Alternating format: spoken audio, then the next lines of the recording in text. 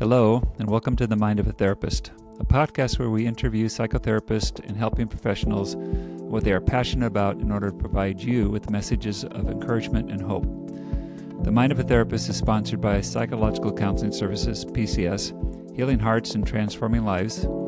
Please look into our intensive program at pcsintensive.com. I am Dr. Marcus Earle, the Clinical Director of PCS. Each episode will be hosted by me or another PCS therapist. Please enjoy the following discussion.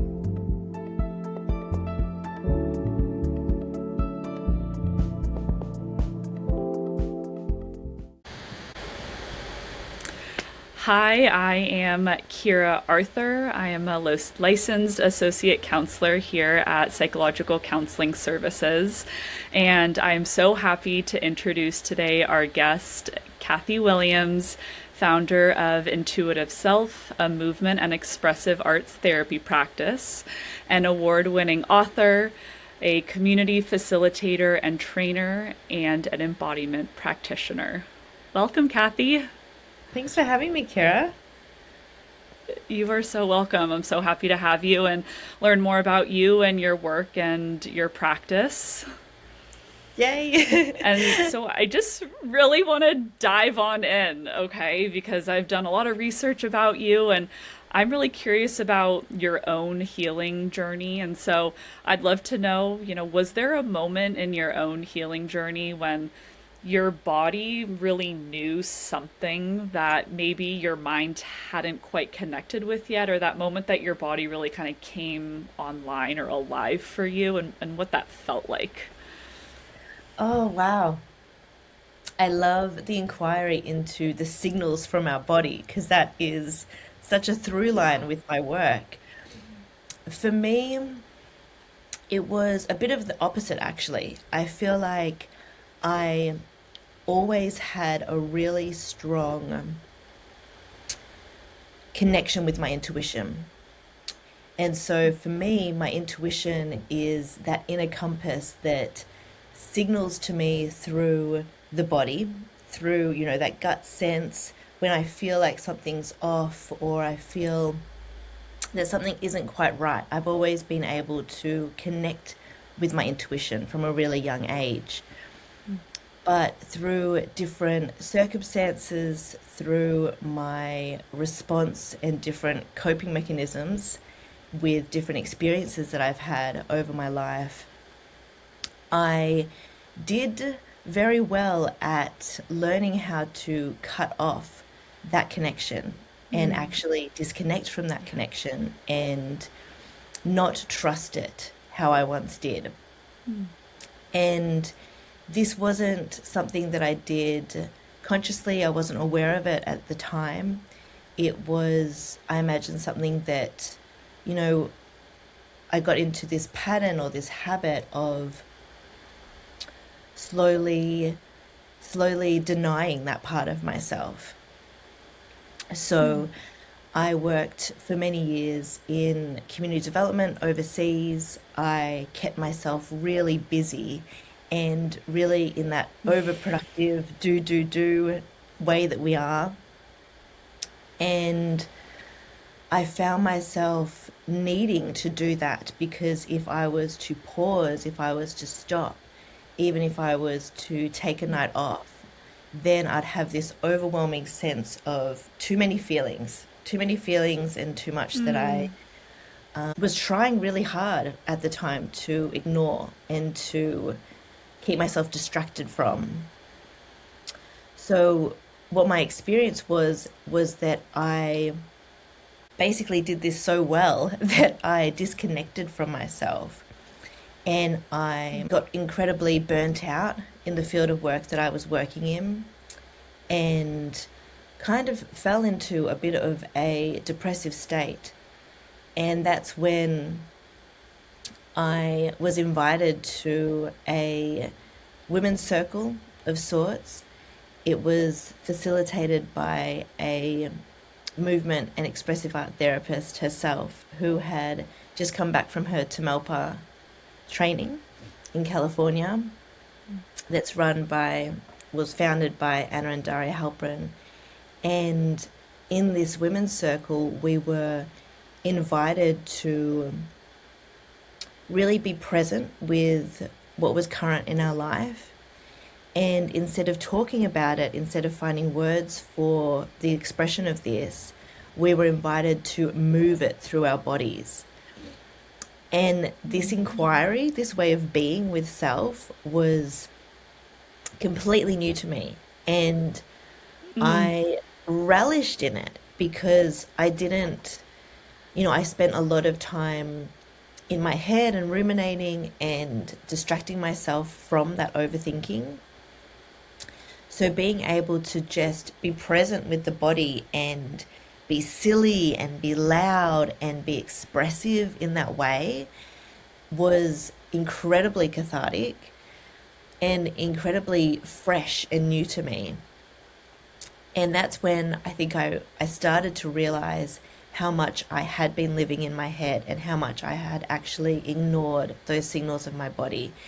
And it set me on this incredible pathway of being so enamored with this form of expression that I then went on to find mentors and study and become a student of this work, and realized that in my own way, I'd kept myself so busy and focused on supporting other that I had forgotten that deep connection with myself. Yeah, it was a great distraction for you, right? To pay attention to the rest of the world, meanwhile feeling totally disconnected from kind of the neck down, as I like to say with my clients, that it's easy to live head up, right? Yes. And once we start making that connection again, we go, oh no, this is really living. And it sounds like that's really where that shift happened for you. Yes. And I feel like it's so easy when we live in a Western society that really gives preference to the mind and gives preference to keeping yourself distracted and focusing on the external rather than the internal.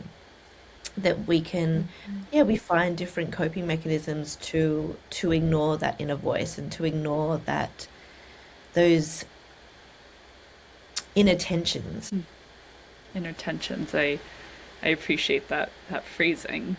And for those people who are listening who might not really be aware of what somatics are or an embodiment practice, how would you describe that to people who are maybe eager to feeling alive in their body but don't quite know what embodiment or somatics or intuitive connection, what all of that is? How would you describe that? Yes, they can often be very new phrases for a lot of our community. The way that I describe it is somatic movement therapy is really the inclusion of somatic information in our assessment and our treatment when we're working with someone. So the philosophy is really putting the body, mind, and heart, we're working holistically together. So the body is really a doorway in to the present moment, to our history of what we've been through, what we've carried. It reflects our inner emotional landscape. And by checking in with the body, so we do something called the somatic check-in, where we're actually honoring the body and honoring our feelings and our experiences, we can really bring attention to how we're feeling, what our body is signaling to us, and we use movement and expression in different ways through movement and creative arts and breath to regulate ourselves, to be curious about these inner feelings. And in that way, this framework and this way of being holds that if we change our movement, this can lead to changes in our psyche. So the simplest way that I describe this to people is the feeling that we get when we might be quite lethargic, or we might have a lot of tension in our body. If you were to get up and walk around, have a little shake off, have a little brush down, that feeling of change, not necessarily for better or for worse, but there is change there. and we're shifting something. So it's really bringing the body into the room with us when we're getting self-reflective and wanting to be with ourselves with intention. I appreciate the not for better, not for worse, right? There's sort of just gets to be this observation of state change that we get to be aware of and not kind of placing a judgment on that change again for better or for worse. It's just what is. Yes, And I think that that's an important part of that work too. absolutely. And it's very invitational. It's led with curiosity, and it's not about looking a certain way, or people often get it confused with, dancing. So, it's all about dancing. And yes, it is very creative and it's very expressive, but it's not about being a dancer. And art therapy isn't about being an artist. It's rather finding new avenues to connect with yourself and to express and to give expression and to understand the signals of the body and what they're holding or what they're wanting to show you. So, the same way that we can be really stressed about something and how that can come through in the mind with ruminating or overthinking, that can come through in the way that we hold our body and the way that we show up in the world through our posture, through muscle tension, and just being aware of these different sensations and emotions that we're feeling and finding other ways to be with that.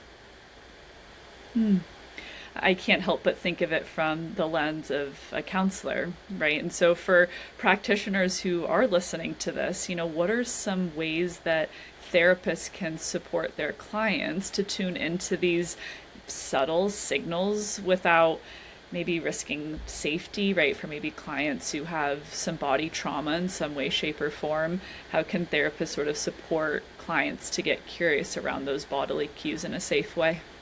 Yeah, beautiful. Safety is number one.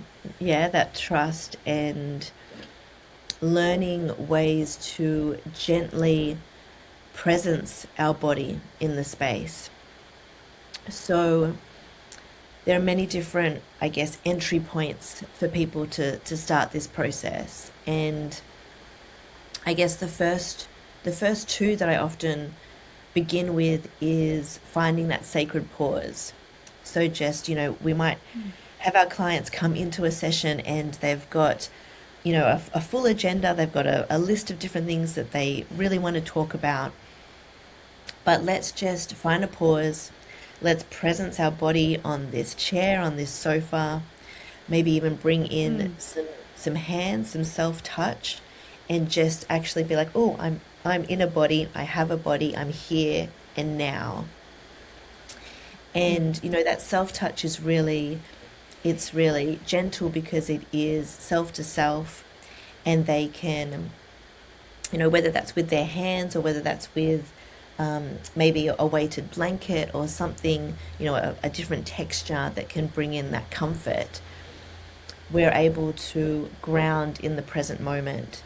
And I feel like when we carve out time for a sacred pause, we're able to bring our full presence to this moment, our full presence to our breath.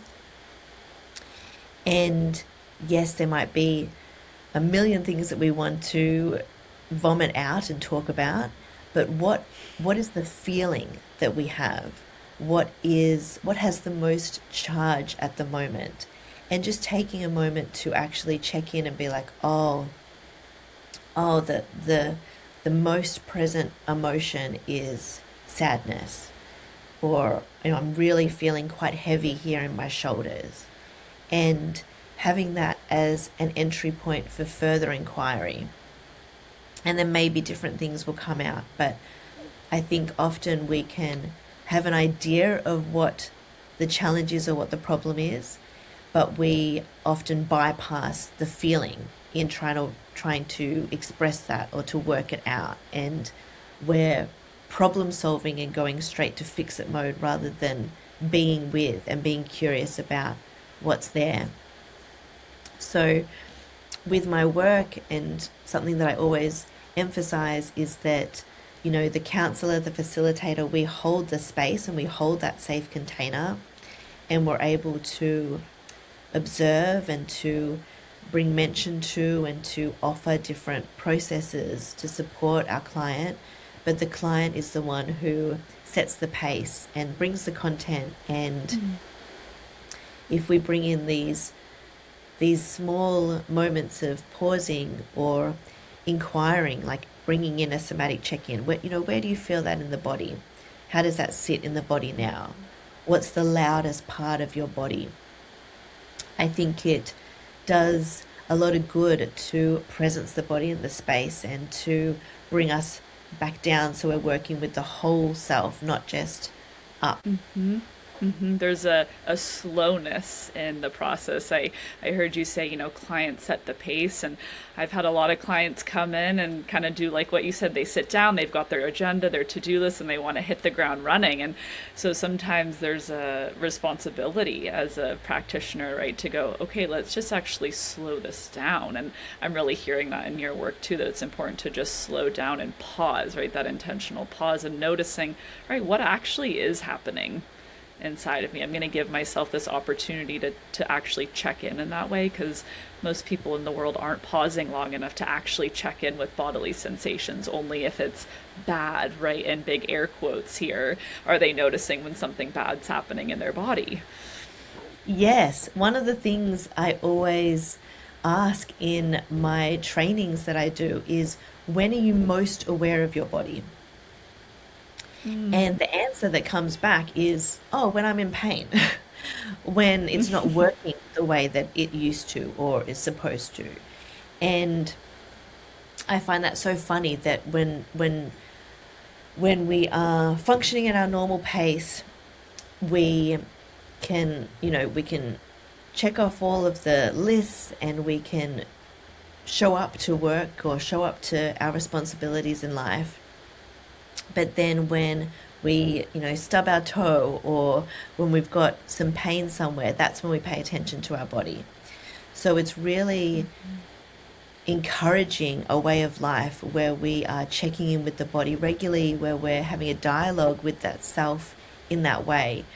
And my personal philosophy is that, we have so much wisdom and so many resources that are held in the body and the heart and the mind. And how do we get them to work together, in partnership together, rather than working against it or ignoring it? So this sacred pause and opportunity, as you said, to be with self and be with our feelings, means that, I really believe that our feelings are there to be felt.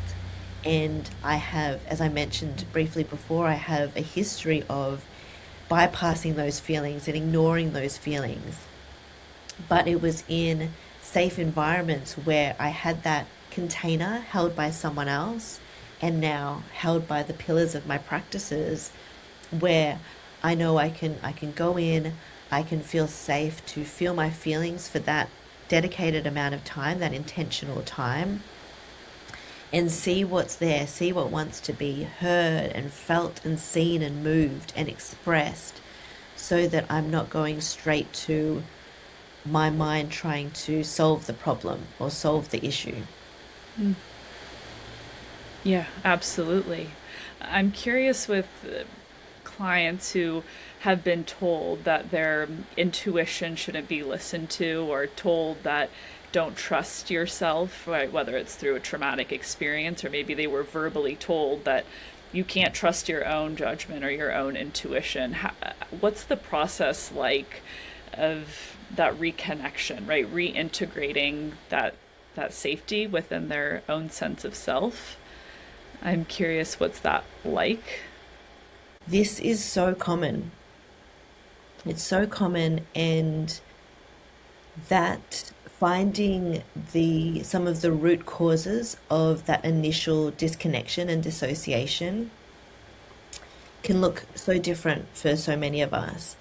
But when we start to initially feel safe enough in that therapeutic relationship, in that space together, where we can have techniques and tools where we can presence the body, we can know that we can come back to the breath, and we've got our different, I call them anchor points, that allow us to know that we can say no at any time and, stop the process, or know that we can take it more gently, or change the way that we're entering those spaces together.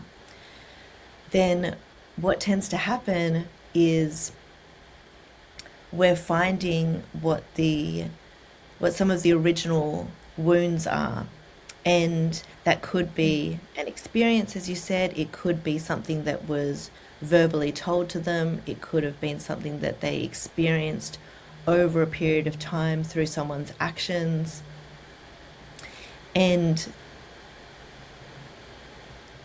the way that we learn again to feel safe or to rebuild that trust, I mean, it's hard to answer because it looks different for everyone, but for what I found is the most supportive is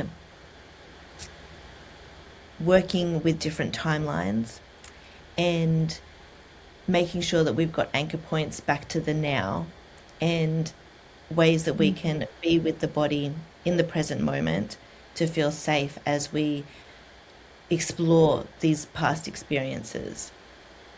And it's not necessarily through words. So we might be going into different visualizations. We might be exploring that through movement expression of a different part of the body. So often what I do with clients is, we'll start with a particular challenge or a particular theme. We'll presence that in the body where it might live in the body currently right now, or that might be visually represented on a body map. And then we get curious about that, what they feel comfortable entering into. And we find expression for that. So the expression for that can look different for everyone. That could be sounds, it could be words, it could be movement as if they were doing a dance. It could be different memories coming back, and we're dialoguing in that process, and they are sharing what they wish to share about what's there.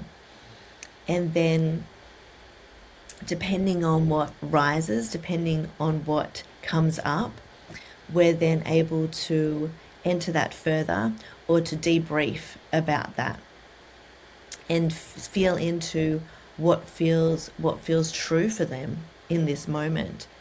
And something that has been really important and supportive of that deep diving is making sure that they feel supported and integrated through that process, so that they can again come back to something that is supportive in this moment. So even though that might have been there might be something that they took on, part of their identity, something that was told to them, what is a way that we can reframe that now? What is a way that we can be with that information now? And it does mean that we are able to separate ourselves out from that past experience, but it also means that we're able to do things for ourselves in the now that changes our relationship to that, and shifts that through the body and through techniques that use the body. And this is really important because when they leave that space with me, I always give home play. I always have, whether that is continuing with a particular symbol that's come through, or encouraging them to do that movement that gave them a different feeling, whether that was offering protection or offering comfort or offering release, for example.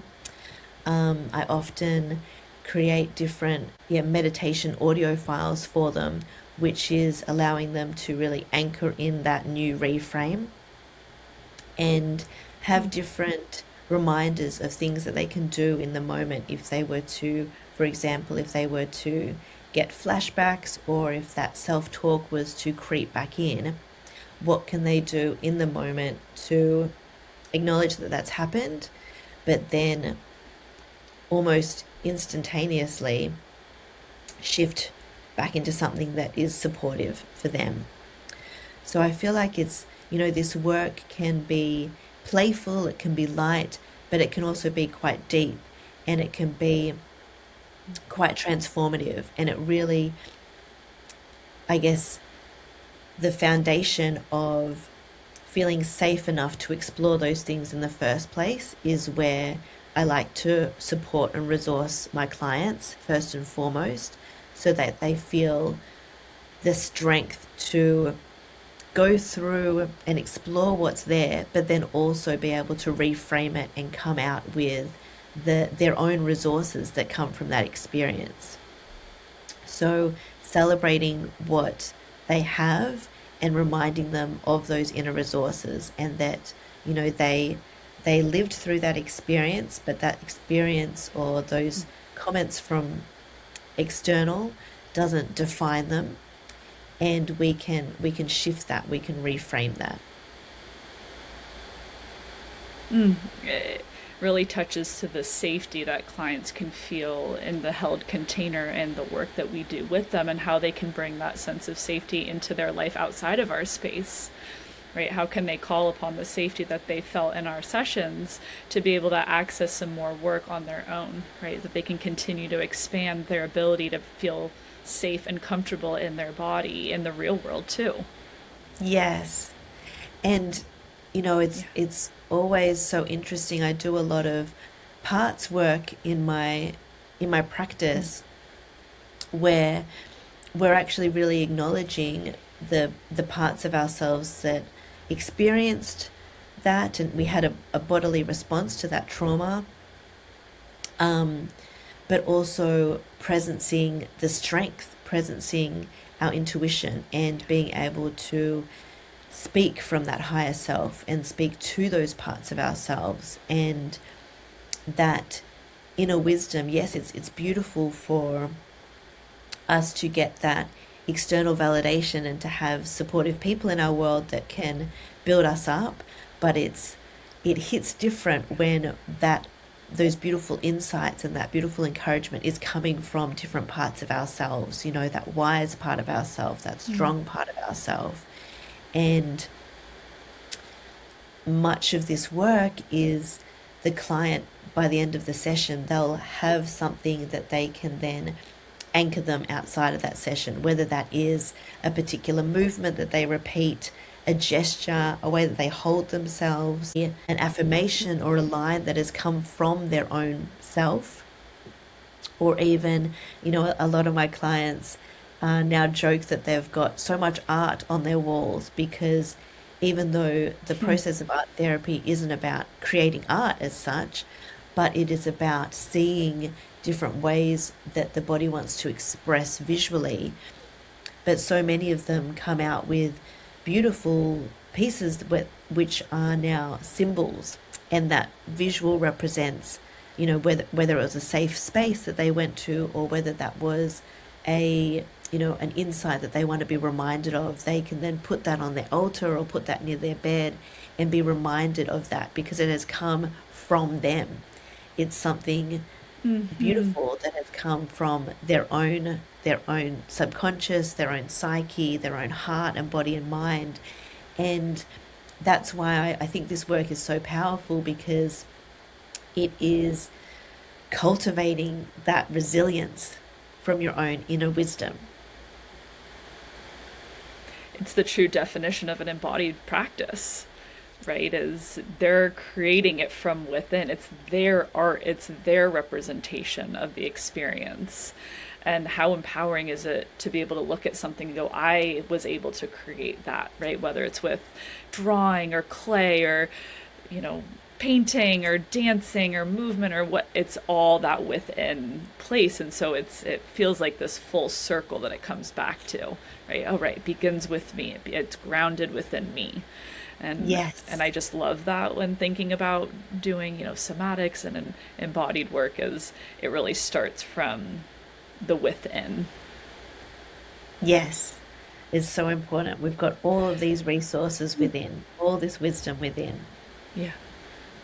Totally. And Cathy, my, final question for you is, as we think about how, busy we all are in our lives and we're always on the go, what's one easy, brief, embodied kind of somatic practice that we can use if we don't have a lot of time to just connect inside, recultivate that connection with self? What's something that you would recommend? Yes, time is of the essence, and we always feel like we don't have enough time for self-care and for self-check-ins. Something that I do with all of my clients and I encourage people to do, and it's one of the processes in my book. It's what I call an impulse stretch. So this is really, it's not about following a particular sequence. It's really about checking in the body at any given time. We can do this from our seated position if we're on our office chair, or we can do it standing up. We can do it first thing in the morning. We could do it throughout the day. We could do it before bed. And it's just following the impulses of the body, how the body initially wants to adjust, how it might want to stretch out and up and around, and just following our own intuitive, impulses from within of how we want to shake the body or move the body and connect with the body. It's really simple. You can do it to music or without music. And what I love about it is that we are presencing the body while we do it. We're letting the body move intuitively, how it wants to move. We're bringing in touch, we're bringing in stretch, and we're considering the whole self. So really like from head to feet, using the whole body to move and stretch out. But it can be done anywhere at any time. And I highly recommend that your listeners start to weave that into their daily life and just note the minor changes of what it's like to presence the body each day. I love that. Thank you. I'm going to do a little stretch here as I kind of check in with what I need here. So thank you so much for joining me today, Cathy. It was really wonderful to talk to you, and take care. Thanks for having me, Kira. Please press the subscribe button, as well as rating and providing a review of our podcast. This helps others to connect with what you have been hearing. If you have any questions, please contact us at themindofatherapist@gmail.com. These questions will be kept anonymous. I want to thank Eric Price for the wonderful music you hear in this podcast. Additionally, this podcast was created to provide accurate and authoritative information on the subject matter. Although we are interviewing licensed therapists, they are not your therapist.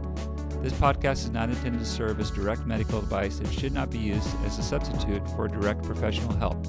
It is given with the understanding that neither the host, publisher, guest, or PCS are rendering legal, medical, or clinical professional information. If you need a professional, we encourage you to find one. Visit Psychology Today to find a licensed clinician near you.